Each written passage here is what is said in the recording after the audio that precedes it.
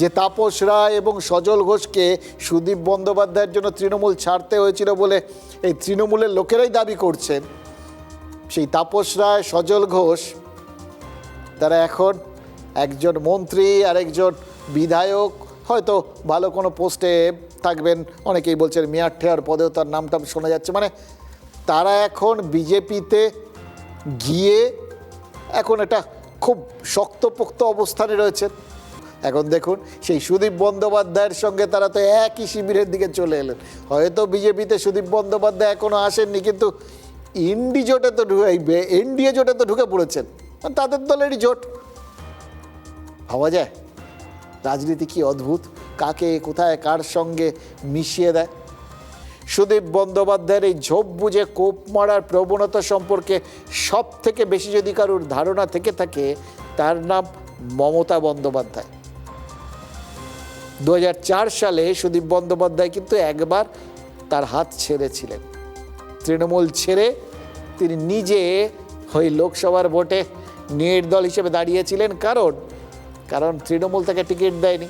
সুতরাং জোড়া মোমবাতি চিহ্নে দাঁড়িয়ে পড়েছিলেন এবং সেই ভোটে কংগ্রেস সমর্থিত নির্দল প্রার্থী হিসেবে জিততে পারেননি, কিন্তু মমতা বন্দ্যোপাধ্যায়ের প্রার্থীকেও সেবার জিততে দেননি। এক্ষেত্রে আবার কংগ্রেসের ধুতি ছেড়ে মমতা বন্দ্যোপাধ্যায়ের শাড়ির আঁচল ধরেছিলেন সুদীপ বন্দ্যোপাধ্যায় সেই 2009। তারপরেই নাকি দিল্লিতে মমতা বন্দ্যোপাধ্যায়ের কাছে যখন কেন্দ্রীয় মন্ত্রিসভার একটা আসন চাইতে গেছিলেন ওই চিফ হুইপ হওয়ার বদলে, তখন নাকি তাকে আগে বিশ্বাসযোগ্যতার প্রমাণ দিতে বলেছিলেন মমতা বন্দ্যোপাধ্যায়।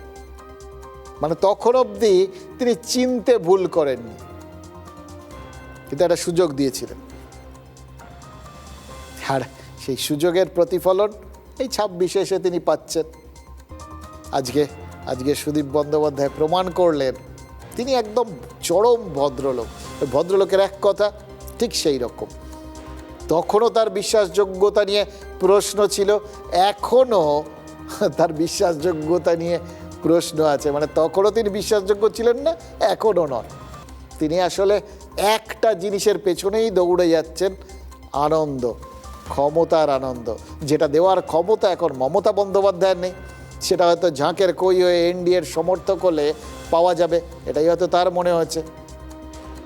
নাকি যে আনন্দটা রাজনীতিক হিসেবে তিনি এতদিন সংগ্রহ করেছেন, সেই আনন্দটা হাতছাড়া হয়ে যেতে পারে, এই ভয়ে তিনি এনডিএ পন্থী হলেন। এটাও একটা ভাবার বিষয়।